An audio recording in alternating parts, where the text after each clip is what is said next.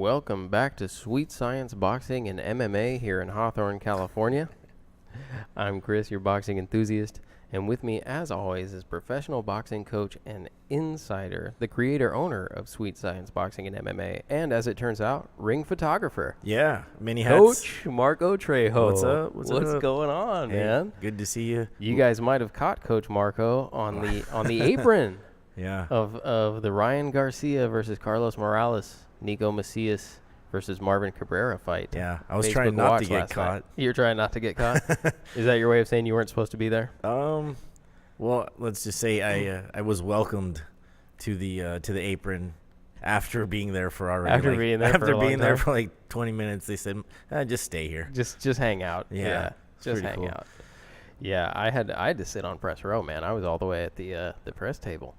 That wasn't too bad. It was no, about it was 10 rows back from the ring. So yeah, big shout out and thanks to Golden Boy and Fantasy Springs for letting Beat the Count be there at the event. Yeah, it's Appreciate great it. because we get to follow up with you guys on past guests. So Carlos Morales was featured in the main event, and Neeco Macias featured in the co-main event. Yeah, two Facebook fighters, two fighters that have been on Beat the Count have been to the gym. That was a fun night of boxing. It's very exciting. Yeah. Yeah, but it's kind of far away though, which is why we're on a little bit later today. Yeah, and then they happen to have a casino where they had the fight. So did you get sucked in? Yeah, coach has to gamble a little bit. So how'd you do? You win anything? No, I mean I played with $100 for like an hour and a half. So well, it's an hour and a half of entertainment. Yeah, I guess worth $100. Yeah, I won some, I lost some.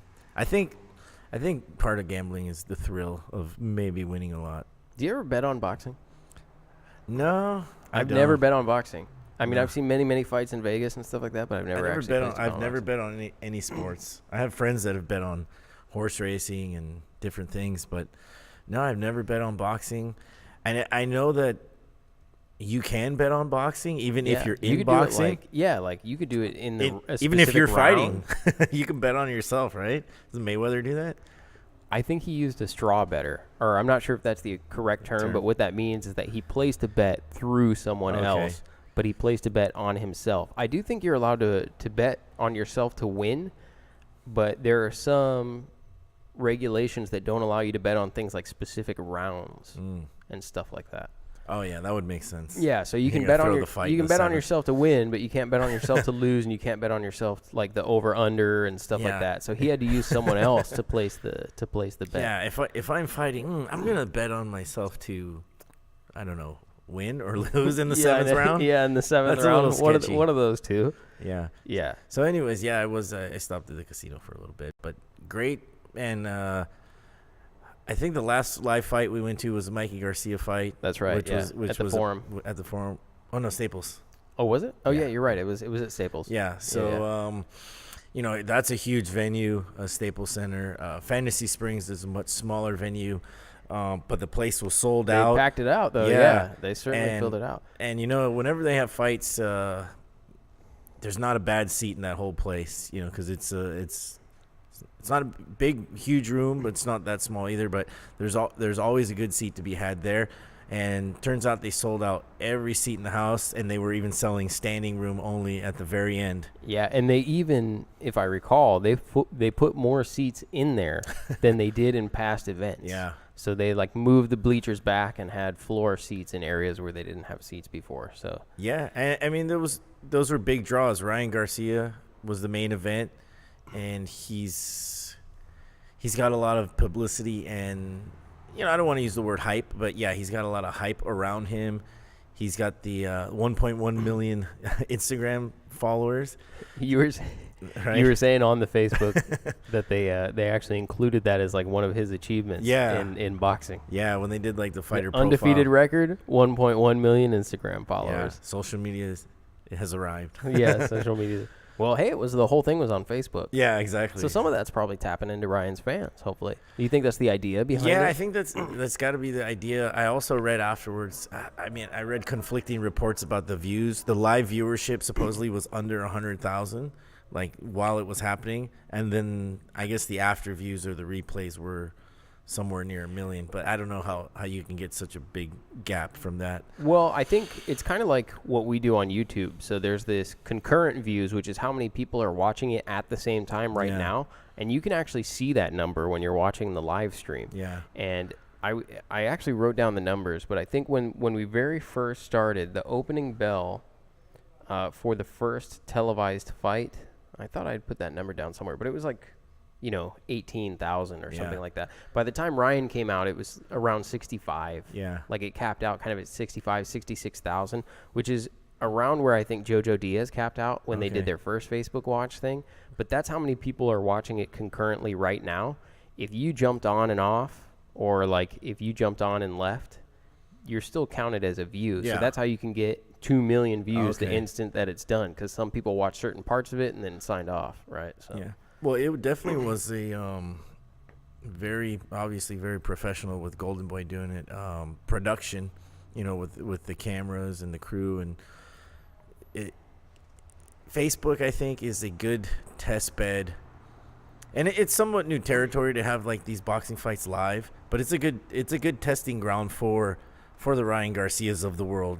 Before you try spending even more money to put them on network or on pay-per-view. So I mean, with that being said, it's a good test bed. Yeah, a lot of the local promotions are actually doing the Facebook Live thing now. Like All Star Boxing does theirs. Thompson obviously does theirs. Well, it's got to be cheaper too for the promoter. For the promoter, right? Because then they got to control the advertising, I think. Yeah, that's true. That's and then it's smart for Facebook because it basically gives them more power in their content, what they're showing, and then the viewers that they're getting. So, yeah. I will say that I think Golden Boy made some changes, since obviously some technical changes. So they didn't have any outages. Yeah. I was watching the live stream from Press Rows too, so there was no outages. But also, I think there was just more boxing in that time period. They didn't do a lot of the background stuff. I had mentioned in the podcast after the first Facebook Watches, it sounded like they were trying to educate new viewers or reach new people. And so they did a lot of things like going through the rules, and they talked to matchmakers, and and I thought that I would see more of that this time around, where like, okay, this is how boxing is judged.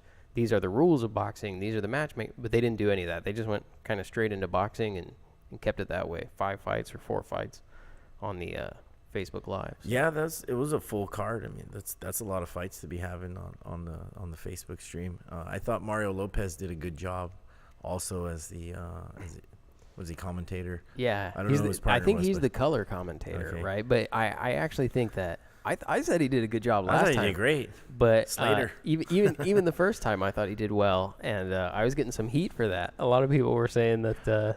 Didn't Stack say something? I think Stack said something about that. I'm sure he did. That he didn't like him or something. But I thought, Mario Lopez is a fan of boxing.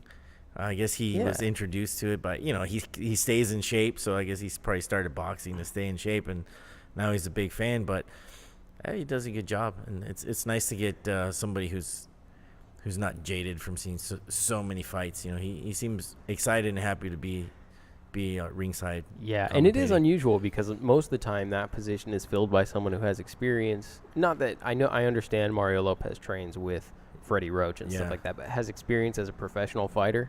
You know what I mean? Well, as far as like the color commentating, they usually have like ex like an ex-fighter, ex-former champion kind of guy. But Mario does well. But then a lot of times the other commentator doesn't know shit about boxing. Yeah.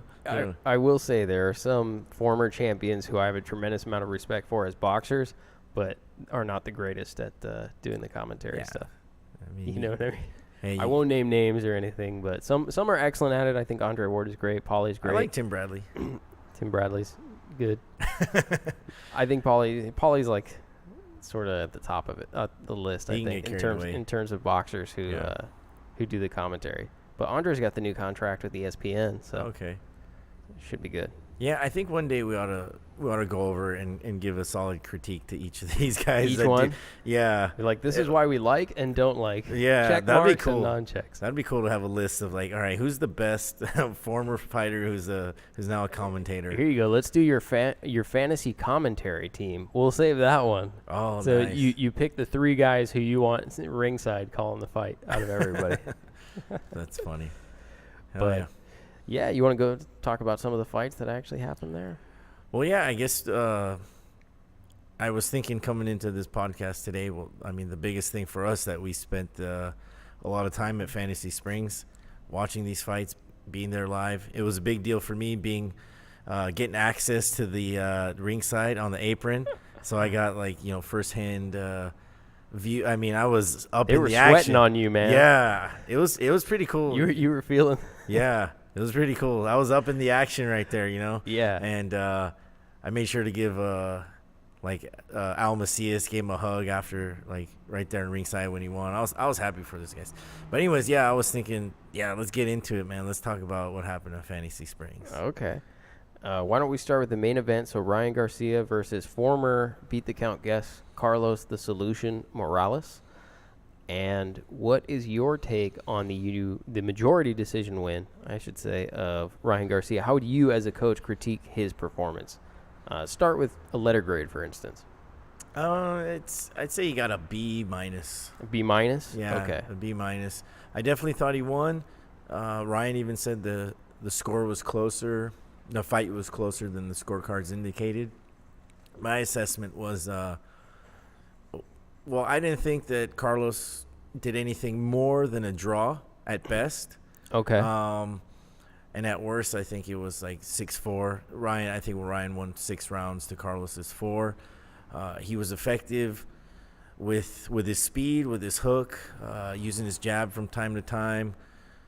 Carlos was roughhousing every chance that he got, dropping Ryan, pushing him to the ground, holding him, headlocking him. Don't you feel like a lot of that was initiated by Ryan's, particularly in the second half of the fight, Ryan holding and backing away or backpedaling, trying to escape No, I Carlos? thought it was a little bit of both because, Ryan's got that speed, and then I saw it back and forth as far as Carlos initiating some of those clinches too. And then I saw him initiating some clinches to also to do some of those old school dirty tactics because I think he wanted to rough the kid up a little bit. And he did. Yeah. I think he did. Yeah. I mean, my comment on this fight, I'm going to go straight to a Facebook comment that we got because this one really bothered me. So, so yeah, like bad comments about me and stuff like that, they don't really bother me. Like if you think the show is boring or you don't like me as a host or something like that, that's fine.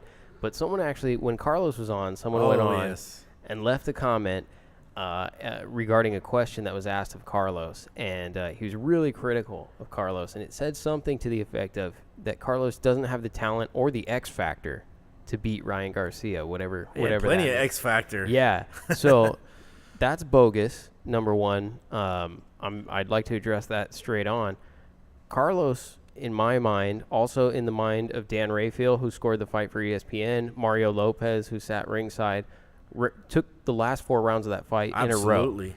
I think it's fortunate for Ryan that the fight was a 10-round fight and not a 12-round fight. And I agree, Ryan did enough to get the win. I think that it was personally, I had also scored it 6 rounds to 4, the same way that those guys did, and the same way I think that you did. But I can understand the draw because it means you found a round for Carlos somewhere in the early going. So I get the 5-5. Round 1 or 2, he was he landed a couple good shots. So I can understand the draw. I personally thought it was 6-4, but the idea that he couldn't compete or didn't have some X factor or whatever it is, he was absolutely in there competing with Ryan. It was a competitive fight. The 98 scorecards, in my mind, were nonsense. I think you can only get that if you're actually actively looking for reasons to give Ryan a round. So if you're looking at it going, okay, there Ryan he had some damage, I'm going to give Ryan a read. That's the golden boy factor right there. Yeah, I mean, I don't want to say it's the golden boy factor, but I think, to some extent, sometimes judges are looking for a way to give someone a round. The judges who are giving him a score of 98 are looking for ways to give Ryan rounds. Yeah. Not that I'm not saying that it's like corruption or that they're paid by golden boy. But it was a competitive fight, and to his credit, it was the first thing that Ryan said in the interview, is that he feels that the fight was closer than the judges' scorecards indicated, and the reason he feels that way is because it was, and he was in danger. Yeah. So, and he looked bad. Yeah, well, this is he the looked thing. bad towards the end. Ryan's his nickname's the Flash, so he's got that speed, but that's his one dimension right now is the speed, and then it started slowing down right around the third to fourth round. His speed started slowing down, where Carlos, as he mentioned on the show, he'd wait till the later rounds for the speed to slow down and then try to get the timing in there, and that's exactly what he was doing. He was finding a home for punches to the body, punches to the head, straight rights, and he was catching them even with a jab. He kind of buckled them a little bit or made his legs wobble. So I thought he had a lot of X factor, because Ryan was looking very suspect towards the later rounds, where he could get hit with something and he might go down. I give Ryan credit because I think his chin was tested. He got hit with some solid shots. A lot of times the critique is that Ryan Garcia keeps his head up. He's too stiff. Keeps his chin high. Yeah, he's very it's good to be tall, but you don't want to keep your chin up. You want to have your shoulders up and hide behind your shoulders a little bit. And while he was doing that, especially when he was slipping, I think he would slip a jab or stepping back, Carlos would come in with like an overhand right and just land it over the shoulder. Yeah. And he actually landed some hard shots. So I give Ryan some credit, even though he started kind of waning towards the last rounds, and I definitely thought he lost the last couple rounds, and he was running. He was holding a lot. He was holding. Yeah, he was running. He was completely, I don't want to say defenseless, but defensive minded. I think he squirted out a victory. He toughed it out. I mean, I will say about the chin, the only thing about that is Carlos, to his credit, who had an excellent fight, a competitive fight. He has 6 KOs on his record, right? Yeah. So the question will always come up when you see someone like Carlos who's able to touch Ryan. What people will ultimately say is, what if that wasn't Carlos? What if that was Tank Davis? What if that, you know what I mean? What if that was someone else who actually has real power, one-shot power in their hands? I think because the kid has so much hype behind him, so much publicity, so much promise and potential, that people want to put him in those situations right now. But the truth is, he's not there right now, and he'll get there later. Yeah. And I think there's a lot to be worked on. His defense, his combinations. I think his ring generalship, as far as how he commands the fight, how he lays out his plan and his tools, how he uses them. He's still got a lot of work to do. So I think for people to put his name. And maybe he's doing it himself also. And with Tank? Yeah. Oh, he's doing it. Of course, yeah. I mean, but that's what fighters do. Of course. And I don't expect him to fear Tank. Like, as a fighter, of course. He can't be afraid of Tank. Yeah, and I'm pretty sure he could spar 6-8 good rounds with him. Headgear on, a little bit heavier gloves. I'm pretty sure it would be a very competitive sparring match. But you go with the lighter gloves, you take off the headgear. Yeah, he's gonna get touched up, and Tank hits hard. That's why his name is Tank. Yeah, So, exactly. Well, and that's what people will come back. Yeah, to, right. Yeah, of people course. say he got touched a lot, and he was tired, which he was tired. But this for sure. Really good fight, really good. They learn. I think if they could learn a lot from this fight, they can progress on their skills, add more dimensions to their skill. I want to see better head movement. They could get to that level where they could outbox Tank Davis, but right now not even close, because he's kind of just relying on speed and one shot, and he doesn't put more than 2 punches together when he throws his combinations. He gets a little bit tied up on the inside, a lot of arm wrestling. He's not that effective on the inside from what I saw. I mean, he looked frustrated yesterday. Sure. Big time. Yeah, I agree. But Fernando Vargas was a really good fighter when he was fighting, but he was very young. Yeah. And there was a guy who was amazing a few years older than him, who's Oscar De La Hoya. Now, the big talk back then was, can Fernando beat Oscar? And they just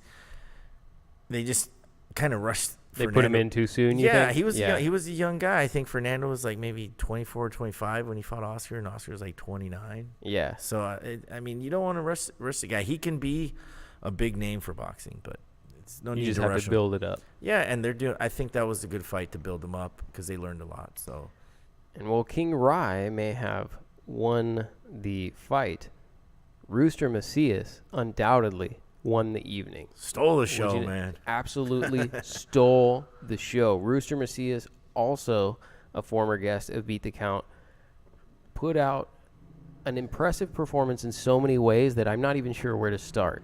Yeah, I'll start. He supposedly set a CompuBox record, 199 or 196 punches in a round. It's funny that you say that because CompuBox record. CompuBox actually was tweeting during Neeco's fight. And I want to read you guys the tweets because they actually have a series of tweets that I thought were hysterical. Okay, these are actual tweets from CompuBox regarding Neeco Macias' fight last night with the undefeated Golden Boy prospect Marvin Cabrera. So CompuBox first tweet: Neeco Macias sets the CompuBox junior middleweight record with 196 punches thrown in round 3. Wow. CompuBox next tweet: Neeco Macias just broke his own record from the last round. He just threw 199 punches in round 4. Stay tuned. CompuBox next tweet: with his 219 punches thrown in round 5, Neeco Macias jumps into third place all time in punches thrown in a round. Wow. They then list out all the people and where Neeco, which is third place all time, 219 punches in one round. Then they say he averaged 53 landed punches and 187 thrown, which is more than 3 times the junior middleweight average in both categories. And their final tweet: Macias was on a 12-round pace to throw 2,244 punches, which would have broken Antonio Margarito's all-time record of, get this, 1,675. Oh, to my say gosh. Broken, he would have smashed that record. Yeah. He would have. In fact, he may have gotten the record if it just went 10 rounds because it wasn't even a 12-round bout. It was an 8-round bout.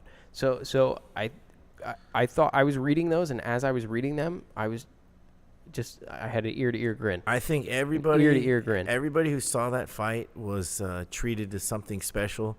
I've thought it from a long time ago. I've known the Macias family for, not that long, but since the amateur days, I've seen Neeco fight a little bit. I've seen his brother fight, and I always thought he was special, mainly because I've never seen anybody who fights like that. And it never stops throwing. He does it in sparring. He does it in every fight. And I think it's going to give the best fighters in the world a problem, because they want to sit down and pick their shots. But he's a buzzsaw. He just comes at you and doesn't stop throwing. Early on in his career, he wasn't the punches weren't that hard. There were more slaps. But now I've seen he's been working on sitting on those punches better, better combinations as far as putting everything together. So I think he can be a force to be reckoned with. He reminds me a lot of Leo Santa Cruz, a bigger version, not as refined as far as the delivery of the punches, but he reminds me a lot with the volume of Leo Santa Cruz. Yeah, I think the other thing about Neeco is let's be clear. Neeco was the B side of this fight. He's an underdog too. Yeah, that's what I mean. He was the underdog. He came out first. Al, his dad, his trainer, even at one point I believe posted on Facebook that they understand they're the B side. You would never know it.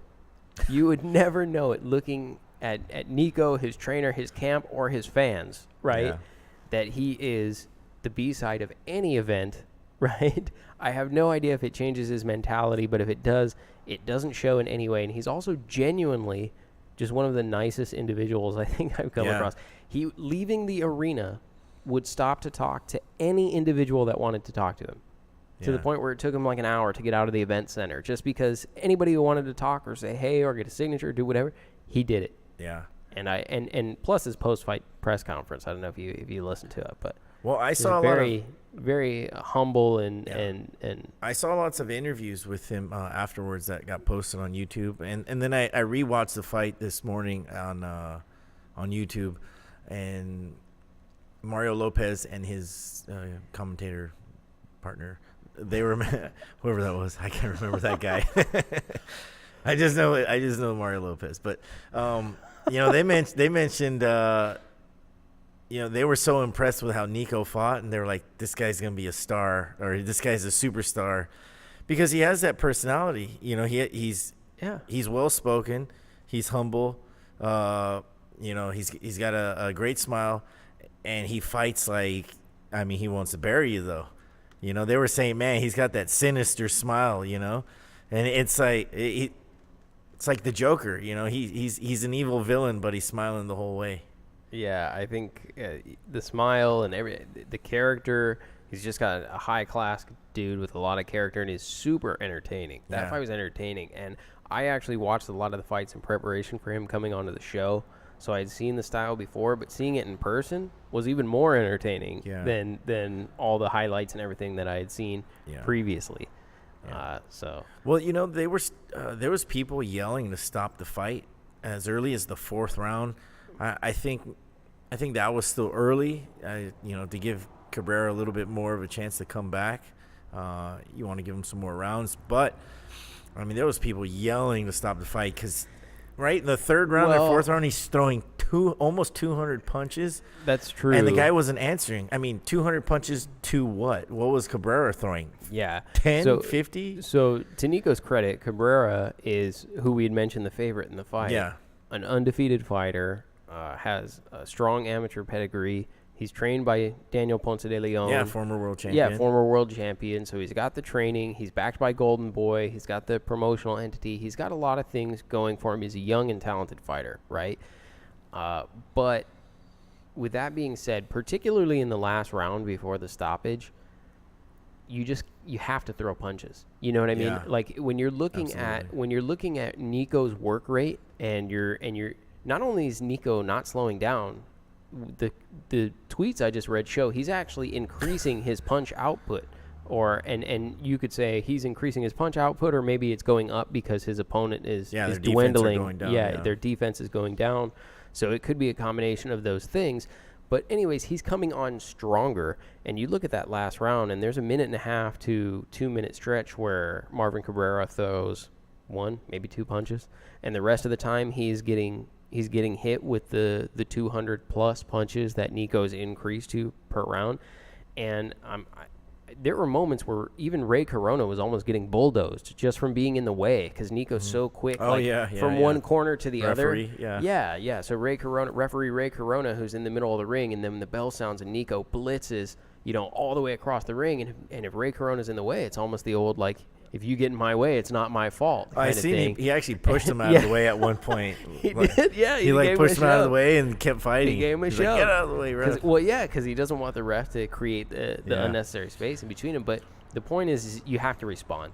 You can't take punches and not respond. Yeah. So that's, I think, a lot of people, the reason why they were like, hey, stop the fight. Why aren't you stopping the fight? Is because what they see is one fighter throwing 200 punches around and another fighter who's not responsive, right? Yeah. And even if it's because you can't figure it out, like what's the referee and the judge, what are they supposed to do? Let you stand there and get beat on for no reason? So it's kind of. But just so the people out there listening and watching understand what he's doing, the way he fights. Yes, some boxing purists won't like it because it doesn't look pretty, but it's remarkable. And as you mentioned, he's in a small class of people who can actually throw that many punches. And that small group, that small class of people that can throw that many punches, they've all been world champions. He's at the top of that class. Yeah. Yeah. And I think we're watching somebody who's going to develop into a world-class fighter. Because I know Al, he's a smart guy. And he really his dad, he's a smart guy. He knows what he's doing. Everybody in his stable is a killer, man.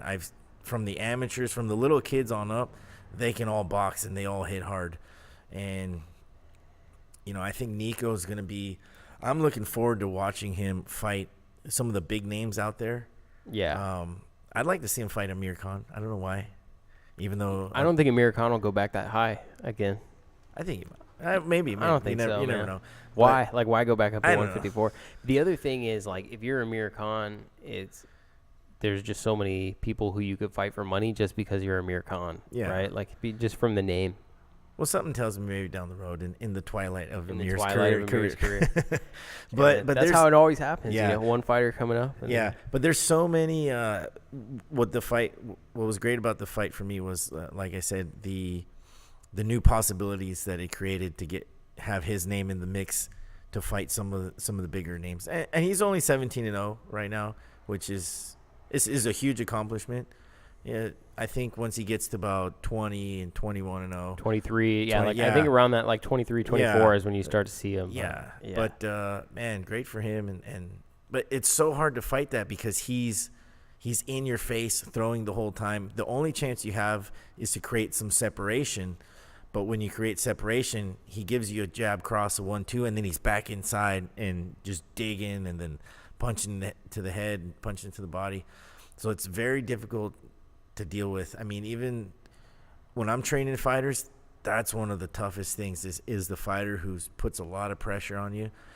One of our most successful fighters fights basically like Rooster and puts a lot of pressure and throws a lot of punches. It's hard to deal with because it's more will than skill, right? And it's hard when somebody has that kind of will, it's hard to break. The skill you can overcome, but the will, it's hard to break. It's like playing chess with a piece trader. I don't know if you ever heard that, but the guy who's just willing to trade his piece for yours no matter what the circumstance is. You know what I mean? Yeah. Where you're just not prepared. You're thinking about the skills and so many moves in advance, and you think you've got everything squared away. Your defense is good, and then they just take the piece, and they're okay with losing there. Yeah.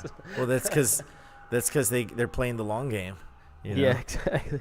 They got a bigger plan. So I know that when Rooster was on here, we had questioned some of the conditioning and whether or not he could keep that up over longer periods of time. And like I said, I mean, he was, according to CompuBox, not only was he keeping it up, he was picking it up over long periods of time. Yeah. So, I mean, congratulations for sure to Rooster and to his whole team, because that was a fantastic performance. I heard Mario Lopez say on the broadcast that Oscar was ear to ear. With I was watching him. I'm telling you. Yeah, you were there too. You were just as close. You were closer than Mario. Yeah, Oscar was maybe 10 feet away from me, if not 8 feet away. Yeah. And I was taking pictures, and then I kept looking over at Oscar, and he actually was. He enjoyed that fight a lot more than he did the Ryan Garcia fight. He was kind of worried during the Garcia fight, but yeah, Neeco told us that they talked to him after the fight and said, they might have a. I don't know if we can say, but some world championship fight down the road. Yeah, that'd be cool. Yeah, definitely be cool. So the other fights on the card, Patrick Teixeira, coming off his loss, scored a unanimous decision over Nathaniel Gallimore. So that was played up to be, I think, a more interesting fight than it turned out. It ended up being one-sided. How do we feel about Ryan's fight? Well, I'll tell you what, Gain. We talked about it at the top, but I'll sort of do a quick recap. And I think what we feel like is both Coach and I agree that Ryan did enough to win the fight, despite the scorecard, though. The scorecard, I think, is not accurate. I personally thought it was 6 rounds to 4, and I feel like it was a very competitive fight, that Carlos had a tremendous spirited effort, and in some ways exposed a lot of problems that Ryan still has. Yeah, he exposed a lot of problems that Ryan still has and needs to work on before he advances to another step of fighter like a Tank Davis or some of the elite fighters at that weight class. He just has work to do. Yeah, he won the fight, but he wasn't dominant in the performance, and he left a lot of questions. A lot of questions as far as what he has to do next to get better. Yeah, and I think personally you can make an extremely compelling case for Carlos winning rounds 7, 8, 9, and 10. I actually think it's much more challenging to argue the opposite, that is that Ryan took any of those rounds. So I actually can see the draw. Yeah, Ryan was only, so Gaines said the last few rounds Ryan was only hugging. That's how I feel as well. So I know that there was a lot of inside clinching and stuff like that, and that Carlos was being aggressive and, sort of pushing or shoving, kneeling. At one point he knelt on Ryan's back. But I also think that a lot of that was initiated by Ryan, and it was Carlos's way of saying, I'm not going to let you get away with this, right? So, like, he clinches and he's got the head and Carlos throws him to the ground. That's, I think, like you said, it's a way of trying to muscle, the opponent and let him know that you can handle that kind of stuff. You're not going to take that stuff. Well, it was frustrating, though, too, for Carlos because, he wanted to engage. I think he could have caught him with some more shots had Ryan stayed in front of him and not been clinching so much. Yeah, well, you remember there was a point in the fight where he just walked at him with his hands down. Yeah, he's like, what the hell? Just looked at him like, come on, like yeah, fight. Let's go and fight, Yeah.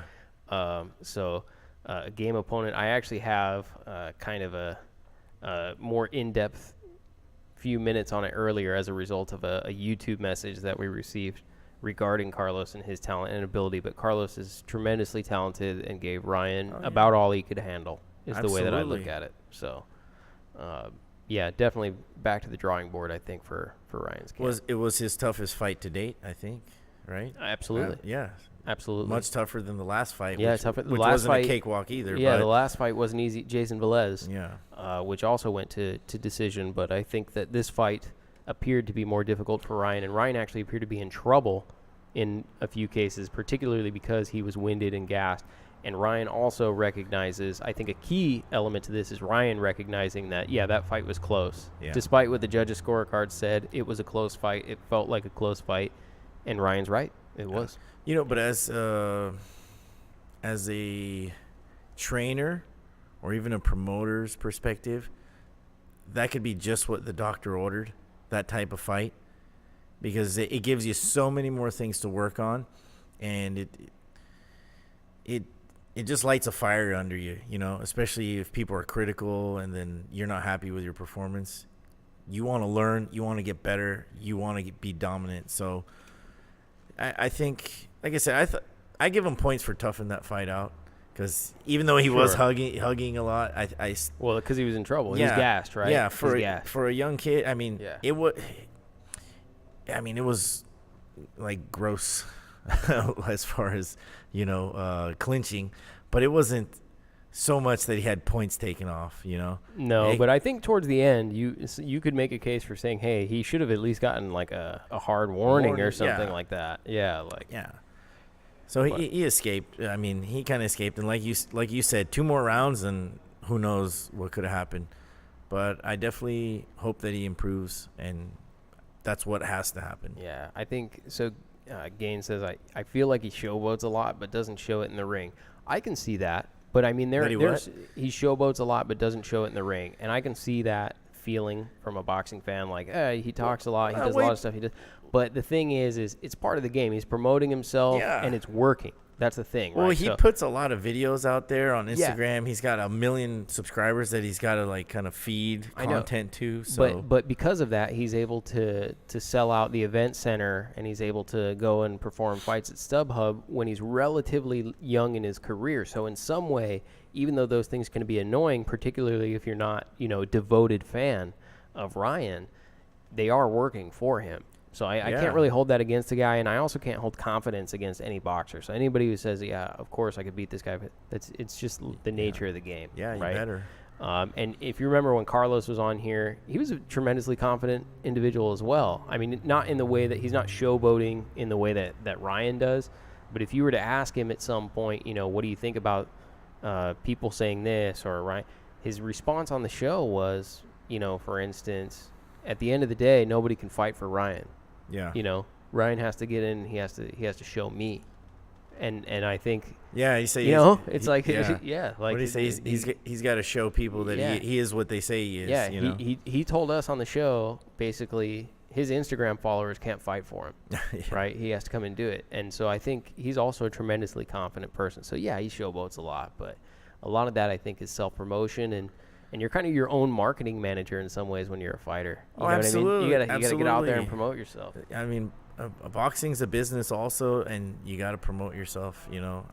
If somebody's not promoting you, and every ticket sold, every viewer helps, So, yeah, exactly. I mean, and Ryan was doing the social media thing. I mean, he's young. He's 20 years old. He's like, he grew up in that social media era. So, I mean, he was doing that before he even turned pro. Yeah. So it's just part of the whole package, But thoughts on Triple G and Canelo? Oh man, you're taking us all the way there. We're going from Fantasy Springs all the way to Triple G and Canelo. I think we've probably been through it a few times. But who do you got? I don't know. Who do you got, Coach? What is it? Straight up, just pick a winner. What do you think? The closer it gets, the harder it is to decide, man. I gotta be a politician about that one. Yeah, you gotta. But this is where you say it's just a good fight. The fans win. The fans win. No, man.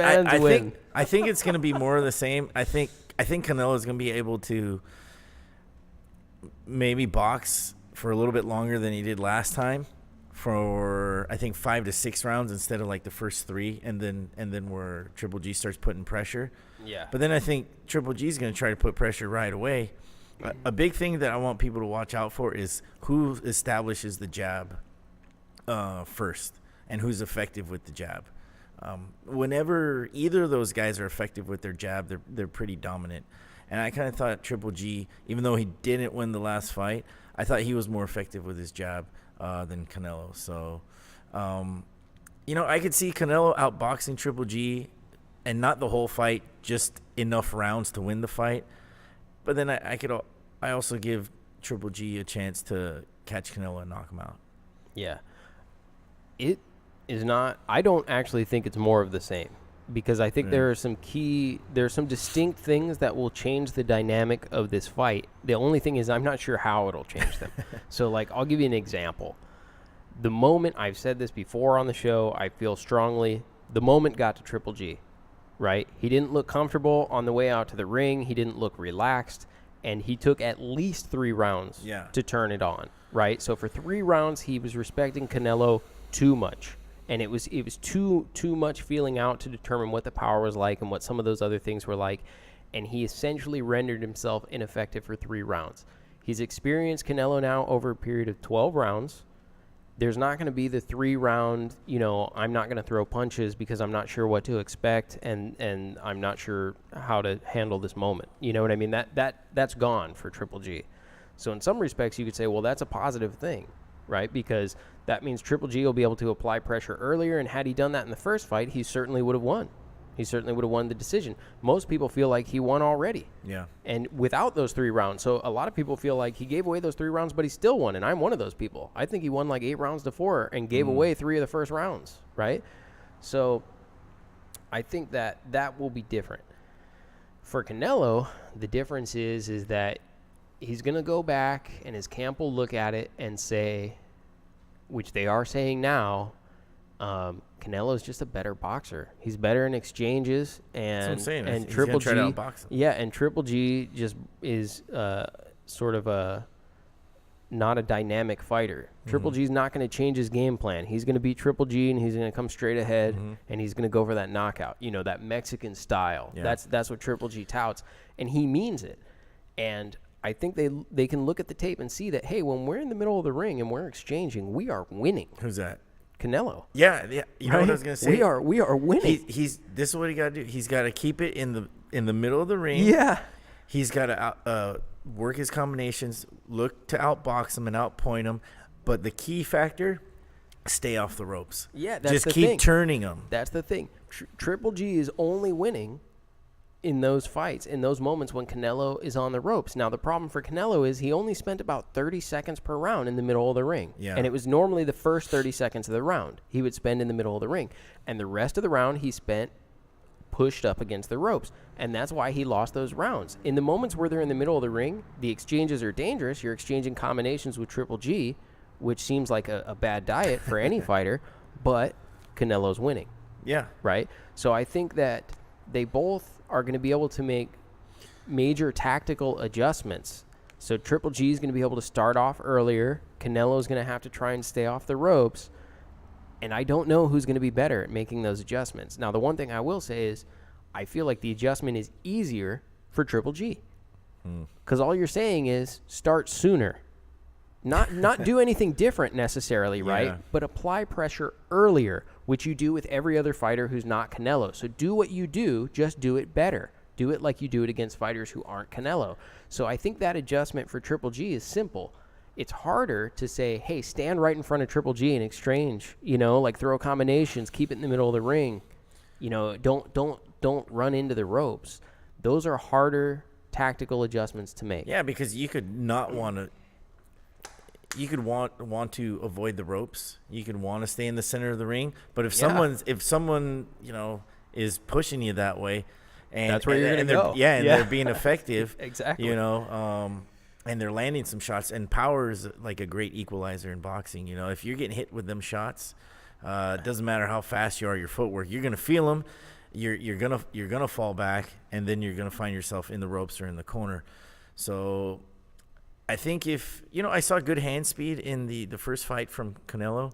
Yeah. So if he can stay in the center, punch, and then reset in a different position, then he's got a good chance to outbox and win, outpoint. But yeah, I mean, you've got some of the best people in boxing, the best trainers. I mean, you've got the cream of the crop getting these guys ready. These guys are at their best. So I mean, it's such a highly skilled match, and it's hard for me to pick who can win. I think either side can win. Yeah, I thought Triple G won the first one, but it was still a very entertaining, very close and competitive match. And they really pushed themselves. On the first one, they really pushed themselves. I mean, I've never seen Canelo get hit that hard, and you know what? Triple G landed monster shots, and Canelo took them pretty damn well, as best as anybody has taken a Triple G punch. Yeah, that's true. But I also think that Triple G took shots that looked like they were just dead cows. You know what I mean? Like you look at it and you're just from like, Canelo. Yeah. Oh my yeah, God. exactly. He took some shots where you're like, I'm pretty sure livestock would have been permanently damaged by that shot, and it did not affect Triple G in a meaningful way. Yeah, I mean, this is a fight that you're gonna be on the edge of your seat the whole time. I think that's how I'm gonna be. Would it go the distance? So here's the thing. Ooh. I think so. I think it goes the distance. Yes, Yeah. I do. I think they both handled each other's shots well. I think they're both going to make tactical adjustments.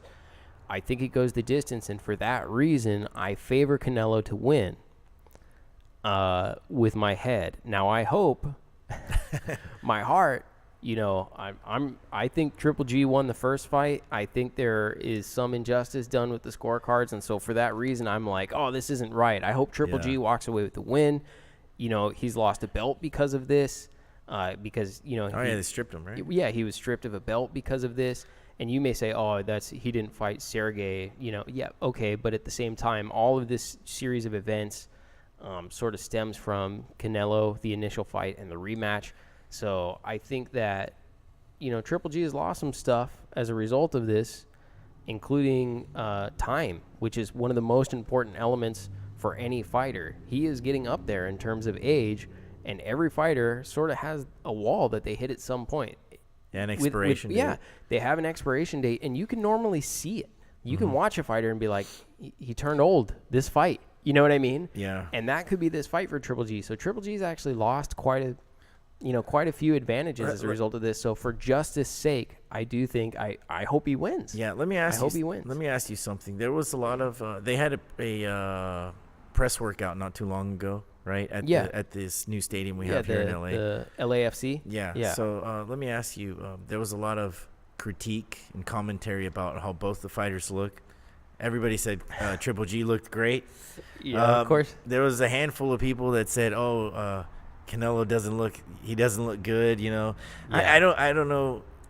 Maybe that was just a little bit of spite because of what he did with, I have a take on that. Yeah. I have a take on that. So it's a few things. Does he look sucked up? Does he look strong? Yeah. I have a take on it. A few things.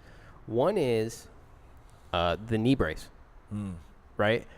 I seriously think that people look at him and they think the knee will be a problem, and they see the brace and the brace wasn't there before, and they're like, man, he had a hard time before, and now he's got a knee problem. He doesn't, So a lot of people I think look at the brace and think, oh, that doesn't look good, just inherently about Canelo. The other thing is you see a lot of like picture comparisons of Canelo and stuff like that. Hey, look, when these guys hit the weigh-in, they're fully dehydrated individuals. Like, if you want to know what someone who's in shape and completely dehydrated look like, it's like what Hugh Jackman does to get in, Wolverine shape, where you can see every muscle that's sort of in there. So you really, when you do the picture comparisons, you have to compare them to the same time frame in their training camp. You can't compare a picture of Canelo, for instance, on the day of the weigh-in. No, but they were doing that. They were comparing, Canelo like a month out before the fight last time to how he is now. Sure, and I have one more point. The third point is clenbuterol, right? Yes. People's vision is now being shaped by the thought that he was on clenbuterol before, and he is this time not on clenbuterol, and therefore any minor difference will be perceived as like, that's the drug difference right there. That's the difference in drugs, right? Because he's not on drugs this time, and therefore, so there are people who really take that clenbuterol thing differently or seriously, as like a major offense. And I think those people are more inclined to look at him and go, look, he's not as big. Look, his jaw's not as defined. Look, he's not as cut. Look, because they want to point to that as evidence for clenbuterol. You know what I mean? They think they're just convincing themselves, basically. No, I'm not saying that. I have no idea if he took it or not, and I haven't really done the photo analysis to determine it. But I think that those are the three main factors. I think it's the knee brace, the fact that people are now looking at photos in the context of PEDs, and the fact that they may be comparing photos in some instances at different points of time in training camp. And that shapes people's perspective. Okay, but what about you? What's your perspective? Do you think he looks different? Does you think he looks the same? Does it not even matter? He looks in shape. Yeah. He looks in shape. Yeah, I mean, of course it matters. But, I mean, I've been watching videos of him hitting heavy bags for the last 2 months now on Instagram. And the dude still looks like he can hit. Yeah. You know what I mean? So I think I get the knee brace thing. Yeah. Well, I think they look a little bit too far into it. I think he's going to be in good shape, And then they do rehydrate both of them to a pretty huge size afterwards. They rehydrate to being massive individuals. Yeah, exactly. So, I mean, they'll both carry some weight in the ring. So, yeah. Man, you guys got us all sidetracked on the Canelo and Triple G. Thank you, though. I appreciate it. That's huge, though. I mean, what do we got? What do we got coming up? We got Superfly next week, right? What's that? What do you mean? What's that? The HBO, the Superfly 3 at the Forum. You don't watch the Superflies? What are you talking about? What, you mean coming up like fight wise? Yeah.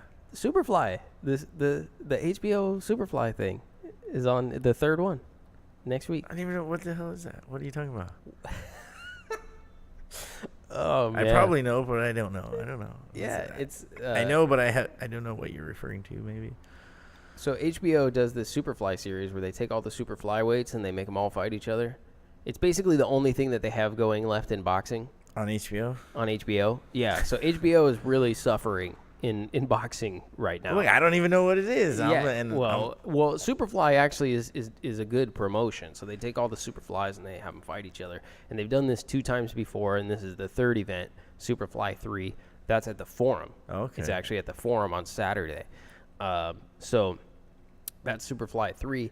It's really the only thing that HBO's got going on, though, right now. That's sad. Did I tell you? So did you read that Kovalev exercised his rematch clause with Alvarez? Yeah, I heard that like a week ago or when it happened. Yeah. A few days ago. So he decided to exercise his rematch clause. I read after this that HBO isn't interested in the event. Why? That HBO doesn't want to show it. They've got something better to put on? No. I have no idea. Dude, that could be. That's I have like no idea. that could solidify. HBO's not going to pick up the rematch. That's dumb because that could solidify the retirement, or the retirement of Kovalev, or it could show that it was kind of a fluke, or he's coming back. I was flabbergasted. Yeah, what the hell? No, I have no idea why they wouldn't do that, and it's not like that's a fight that somebody else will pick up. I mean, if you're Eddie Hearn and DAZN, and you're struggling to find fighters in the United States or fights in the U.S. for DAZN, like. There it is. I mean, Showtime just did extended their deal with PBC, and there's all kinds of. Well, I think HBO's almost they've got to be dead last in terms of boxing, providing boxing content. right now, for sure. I think they are. I think Max. Oh man, Punches is giving you a hard time on the chat, man. He said, "Come on, Coach, Superfly, Superfly, brother." Like, you what know is that? that a movie right? from the 70s? Or It something? is a movie from the 70s. Yeah, that's what I know. And I think they remade it. Yeah, just recently, like last year or something like that.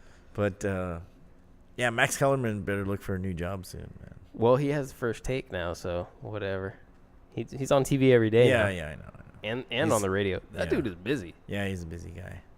I heard an interview with him where he said that his first job out of college was ESPN Friday Night Fights. Wow. You believe that? He went straight from college to ESPN Friday Night Fights. I miss ESPN Friday Night Fights. It was simple back then. Those were simpler times. Yeah. When you didn't have to have DAZN and HBO, Showtime. You just put on like ESPN 2. Fox Sports. Yeah. Man. I know I'm missing some Facebook. You have to have Facebook now.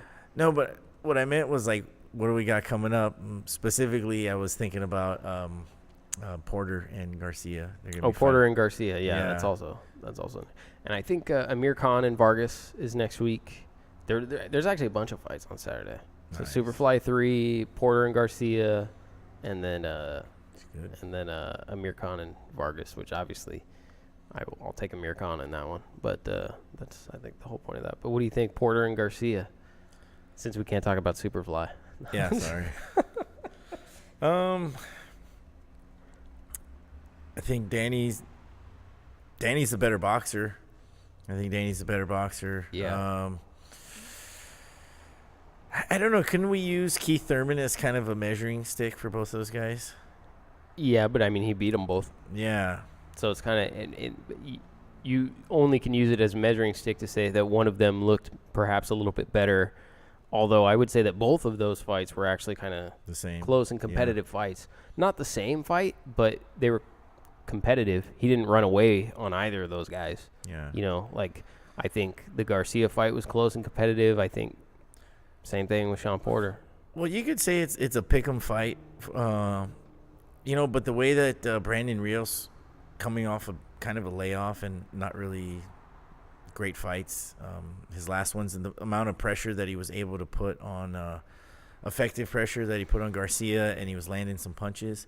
I mean, Sean Porter can do that times 10. Yeah, I mean, Sean Porter is more athletic. He hits harder. He's certainly in better shape. He's more in the prime of his career now. Yeah, and we haven't really seen Garcia kind of get pushed around like that. So, I mean, except with Brandon Rios, you know. It's a very interesting style that Sean Porter has. Yeah.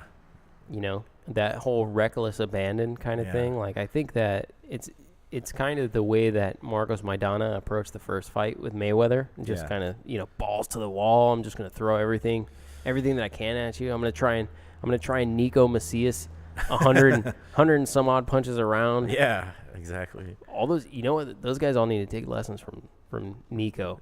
Yeah. Sean Porter, if you can get to 200 punches around, then I think he has a real good chance. They might all start training over there with. They got to start training with Al. They should all start training with Al. Yeah, dude, that's crazy. I hope you guys, for those of you who are on the live chat right now, if you didn't check out Neeco's Facebook fight, then please do. Not just because he's a past guest, but because it'll make you smile. I think if you like boxing, then you'll like it. It'll make you like boxing. It'll make you or like it more. Like it again. I never stop liking it. That's why I do this show. You know. I don't know about you, Coach. Did you see something that was interesting that we didn't mention about Indio? Two cats, Alex and George Rincon are their names. Both have they're brothers from Dallas, Texas. They both have 4 victories, 0 losses. They both fought on the card last night. And Mario Lopez said they bought a billboard. So, like, I didn't see the billboard. Obviously, I traveled. I drove up there. But he said they bought a billboard for themselves, the Rincon brothers, that was on the way out here. Do you remember seeing anything like that? A Rincon brothers billboard on the way to Indio? I didn't see anything. Nothing sticks out, no. Yeah, I didn't see anything either. But I thought that was a really interesting way to promote yourself in Southern California for Golden Boy. Yeah. You know, the Rincon brothers. They both won. Yeah. So. I don't know that billboards are that effective these days. I think that all the time. What's that? Like, does that billboard actually work? Do you ever, every time I drive, I'm like, does that actually work? Do people actually get off at the next exit? Somebody asked me that question the other day. And, Yeah? Yeah, I think it's too rated R to say my answer. Well, I'll tell you what.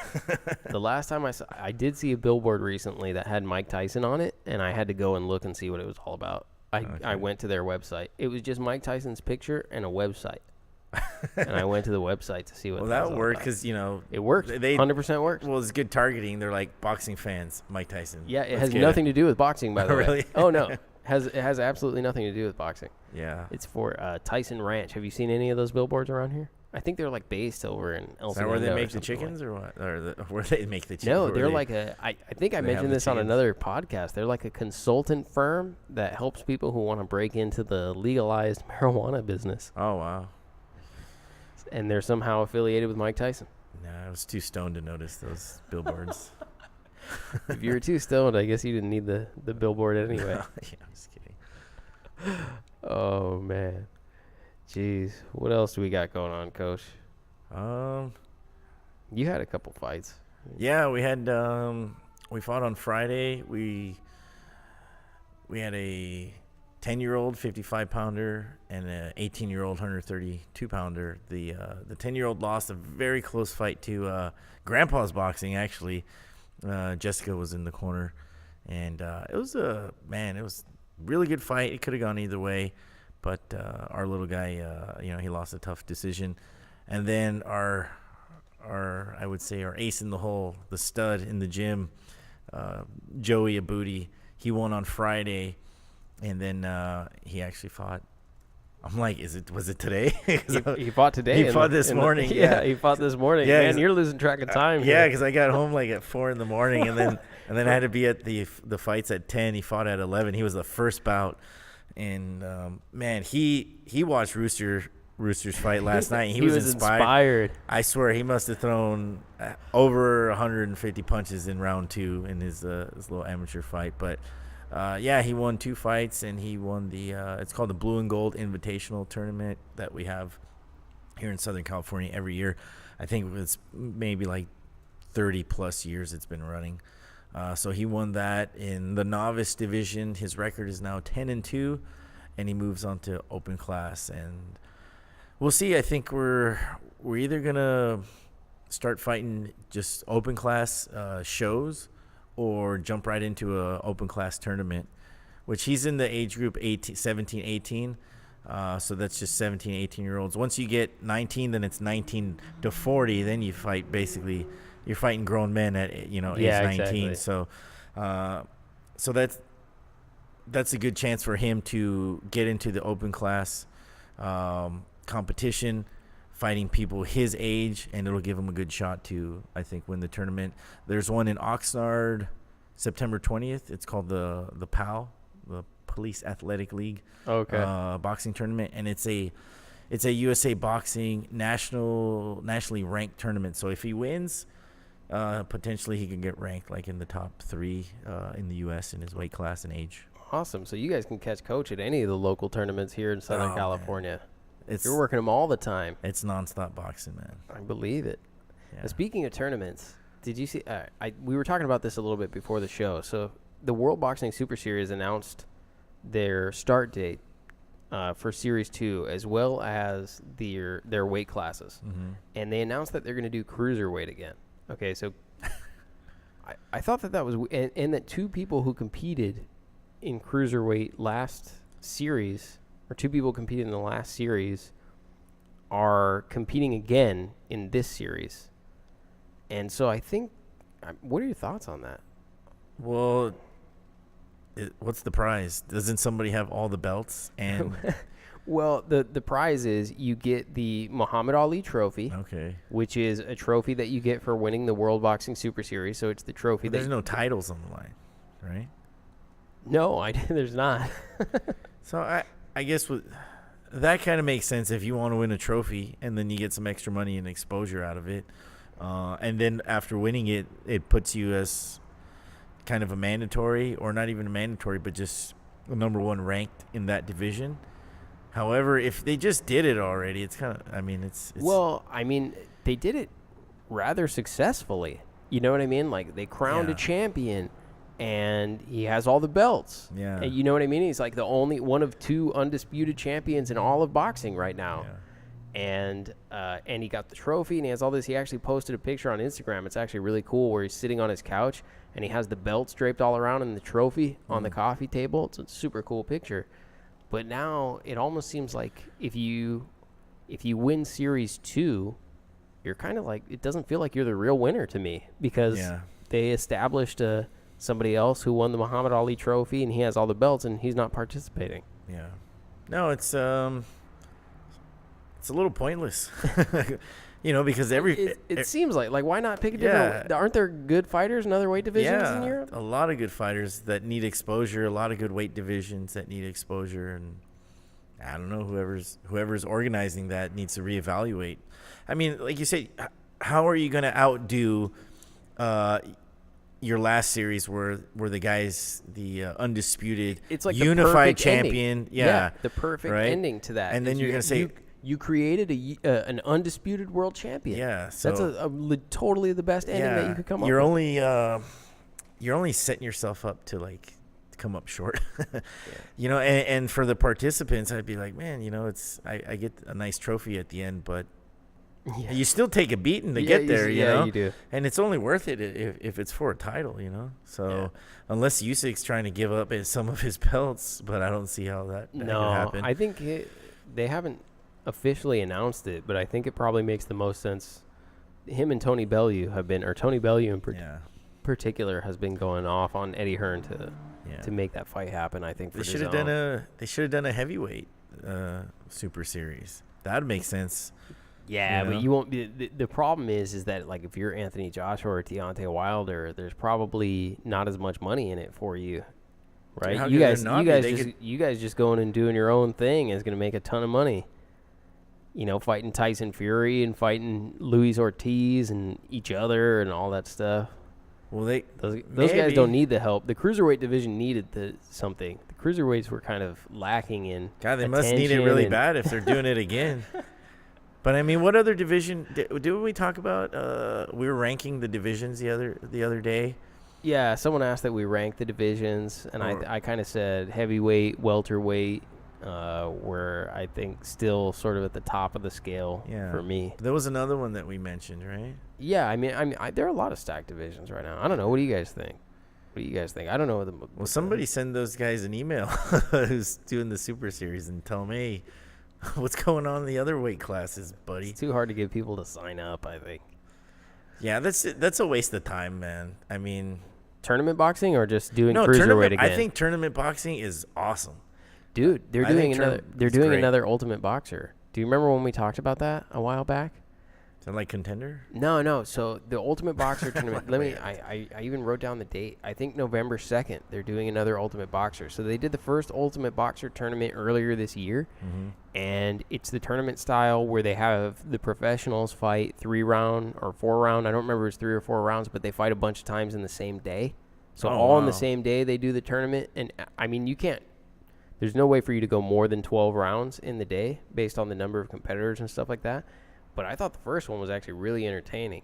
So they had Paulie Malignaggi and Ricky Hatton, and those guys were all like spokespeople, and Paulie was doing the color commentary. And they just took a bunch of pros who were all, I think they were all undefeated with under 10 fights. So every one of them was undefeated and had under 10 fights, and they were all competing against each other in a one-day tournament where they fought at most 3 times, I think it was, in one day. And it's really interesting to watch because the fights are so short that, once you lose one round and you know it, then you kind of really have to pick up the action, the pace. So they're really high-energy fights, Yeah, I think anytime we can put a little twist to boxing is good. Tournaments are good. I guess Ultimate Boxer sounds pretty good. That's crazy, man. Fighting multiple times, different opponents in the same day. That's pretty nuts. All undefeated guys.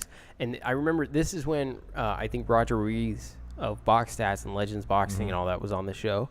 And he was saying that he feels like it's exploiting the fighters, but I don't know that it exploits the fighters any more than any promotion does, I guess. Yeah, like, exactly. I think it's like, I think that's the nature of boxing, yeah, right? The guy who wins is Yeah. definitely benefiting from it in some Yeah, way. And getting a level of exposure that he otherwise wasn't getting. Yeah, So. if you won, you're going to, like, exploit me all day. Put my name out there. Just make sure I get paid. But, I mean, look, there's two guys in the ring. Are they getting all of the money from the are they getting all of the profit or 95% of the profit? No, definitely not. Not even close. Yeah. Not even close, you know. So boxing in its nature is an exploitative sport, you know. Yeah. As all sports are, you know. It's an entertainment sport. The one thing I was gonna say is, man, if you can mix up the weight divisions for like a Super Series or Ultimate Boxer, have some variety out there, because there's so many good boxers, male and female now, and to get that exposure and to get those names out there, that's all great. The one thing I don't like is when what do they have, bare knuckle boxing now? They do have bare knuckle boxing. They have bare knuckle, and then they were doing one not too long ago where they were fighting in a round, like a round. Oh yeah, Gabe Rosado, right? Yeah, Gabe Rosado did. It's called like BKB or something, or not Alvarado, BKB. Like wasn't it like Alvarado did one, and BKB. It was called BKB. Yeah. But that doesn't sound for bare knuckle boxing. You might be right. That may be. There was something else, but it was similar to that, right? Right. I didn't, and it was all pay-per-view based. Like you had to pay to watch them fight in the circle with no ropes. Yeah. Yeah. And I think Gabe Rosado participated in it. I think that stuff is dumb. How about this? I wrote this down. I wasn't going to bring it up. You guys tell me if you've ever heard of this. Chess boxing. You ever heard of that? Yeah, they tried to do it in the gym. I was like, no. What do you mean? Oh, whoa. What do you mean they tried to do it in the gym? The people that run the chess boxing organization. The chess boxing organization contacted you about doing chess boxing in the gym? Yeah, they wanted to rent out the gym or let them use the gym to do that. Like on a continuous basis or a one-time thing? Maybe a one-time thing. Dude. And how? And you didn't? It sounds said like no? fun, you know. Like if you're in a frat, you it said sounds no like to fun. that? Yeah, of course. Look at. I've had Charlie Zelenoff. I've literally spoke with Charlie Zelenoff on the phone. He's called me and wanted to do sparring here in the gym. I understand saying no to Charlie Zelenoff. I totally get that. You know, the chess boxing people, they're harmless, man. No, they're maybe harmless. They're just trying to get their sport off the ground, you know. Yeah, but you know what? Los Angeles-based sport right now, the Los Angeles Chess Boxing League. You know, God bless those guys for trying, but you know, somebody, you know what? Chess boxing sounds good, but I'm one of. I have to explain it. Go ahead. Though. I'm one of the people that I respect boxing as a sport because I'm a coach. This is my life. All right, it's a sport that's gone back a long time. People have died. I've seen people get their nose broken, their jaws broken, you know, their hands broken, everything, you know. And to me, not to say that chess boxing isn't cool or funny or interesting. For me, it has an air of disrespect to the sport. I don't need it in my gym, you know. And you know, it's just stupid. It's like, dude, play chess or do boxing. Don't do both. You know. So for those of you, if you guys aren't on Googling this, I don't know why you're not, because you should be. Yeah, but the way it's a real thing. Yeah, it's an actual thing in Los Angeles, chess boxing, and I have no idea how I encountered this. By the way, I don't know how I encountered this past week, but I came across a video of chess boxing, and what it is alternating rounds of playing chess, speed chess, and boxing, and you win by either a knockout or a checkmate, like whichever one comes first. If you can checkmate your opponent, then you win. So you do one round of boxing, one round of chess, one round of boxing, one round of chess, and you do that until you either score. Do you have to take your gloves off to move the piece? I didn't get that involved with it. I think you probably do. You probably have to take the gloves off, I assume. But yeah, because I think it's like kind of like speed chess. So it's either you have to win in one or the other. And what's the challenge? To keep your brain cells together long enough to make smart moves? You know what's funny is like we sit here saying this is crazy and this is silly. And if Vasily Lomachenko was doing the same exact thing, it would be like the new training technique that everybody. playing chess. If Lomachenko made a video on HBO of him, I play chess. If they show him, he's like, "Oh, I spar, and then I alternate rounds with chess, so I keep my mind active, sharp, right? Right, so I can keep my mind sharp." You better believe that everybody would be like, "Look at Lomachenko. Lomachenko's doing all this." But there's nothing wrong. With training techniques that are odd or unconventional. Different. Yeah, unconventional training techniques. But if you're trying to start a league, fair enough. He's not trying to start the chess boxing league. Yeah, it's different. Like unconventional training methods, everybody's got them. Everybody would be all over it if Lomachenko was doing it. Yeah, of course. Because some guy in LA does it. Well, he wants to start a league. He wants to profit from it, Yeah. No, and I've seen the people that do the chess boxing, and not take anything away from them. These aren't really skilled boxers. No, I mean they wear the headgear and everything. Yeah, they're not. They have headgear and all that stuff. People still get hurt. Definitely. Still get hurt. Definitely, people get hurt doing that stuff. I mean, I've seen people get killed all the time doing this sport. It's not cool. Yeah, I agree. Not all the time. Yeah, I don't know about all the time, but every so often. Every so often. All right. What do you think, Coach? That was fun. That was fun? Yeah, I still need to come down from yesterday, man. Yeah. And then waking up and fighting. Nap, huh? Yeah. Coach needs a nap driving all the way. You went back. I came back from Indio this morning, but you went back last night, right? Yeah. Yeah. Dude, it was crazy, man. Driving back on the freeway, 3 a.m, saw some crazy stuff. Yeah, that's why we did the late show, by the way, guys. Man, yeah. I see there was while I was driving in the carpool, and then some Porsche was like revving me up, so we raced for a little bit, right? So we raced for a little bit. That's a good idea at 3 a.m. Yeah, well, nobody's on the freeway. We raced for a little bit, and then he smoked me. He had the Porsche, and then but we raced again a second time, and then the second time some guy cut him off as we were kind of speeding ahead. Some guy like went into his lane, and I don't know if he did it purposely, but he forgot all about me. And then he started chasing the guy that cut him off. And then out of nowhere, a Mercedes-Benz comes up and must have been the Porsche's friend, because he starts chasing the other guy too. And then they literally cornered him and pulled him off to the side of the freeway. And me and my buddy were like, "Keep going, man! Yeah. They're gonna kill the guy." Whoa, man! Anyways, it has nothing to do with it. I'm gonna edit all that part out. I didn't hear any of that stuff. Yeah. None of you guys heard any of that stuff. So that's what happened after the fights. And don't try any of that at home. Yeah. By the way, we don't condone it. Yeah, don't do it. Don't do it. But I'm glad to be home. Yeah, it was a long day yesterday. All right. Anything else you want to go through? No more racing stories. All right. Well, that's it for this week on Beat the Count, guys. Be sure to like and subscribe and follow.